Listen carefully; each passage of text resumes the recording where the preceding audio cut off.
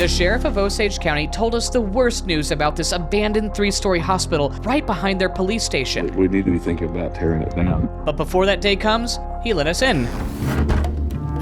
And my mission was simple: to find vintage hospital items and equipment. When the hospital was built in 1927, its location was chosen for the views of the Osage Hills, with long rows of windows to let in the fresh air, considered part of the healing process. But when we walked into the first floor, it looked more like a school. And as it turns out, from 1974 all the way to 1995, it was used as Youth Services of Osage County. But they just used the front rooms, and we still had a lot to explore. So next we headed down to the basement, hoping to find signs of the original hospital. Oh, no way.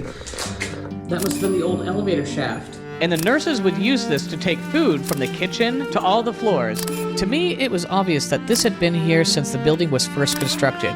But the entrances on the first floor had been covered up, and it hasn't been used in a long time. There wasn't much else in the basement, so we headed back up, past a kitchen, and what looked like another classroom. And I got really excited when we went to the second floor because I saw signs of hospital beds.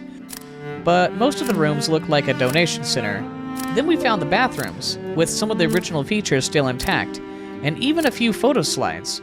If you recognize where these were taken, please let us know in the comments. Then we finally made it to the third floor. And we hit the jackpot because it looks like everything was left behind up here. This whole thing would sterilize all the instruments for operation. To save money and keep patients fed, the hospital ran its own farm. And in 1941, it opened one of the first plasma banks in the county, and patients paid only what they could afford, a system that upset private hospitals. This was the x-ray?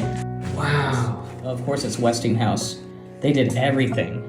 Probably right here is where they would have all the chemicals to develop the films for the x-rays. That's what would take the x-ray right there. Right behind the x-ray was an incubator that had been in the hospital since 1945. Back then, the community held a fundraiser to buy this brand new and state-of-the-art Bloxam airlock incubator. And at its peak, it treated over 700 patients a year, handled surgeries, births, and diseases like typhoid and tuberculosis. Now, right on the other side of that wall, it says Youth Services of Osage County. But here, you can actually see the remnants of what was probably the operating light. One article mentions a man who died here just a few days before turning 100, and the hospital shut down in 1973 when it was no longer financially sustainable.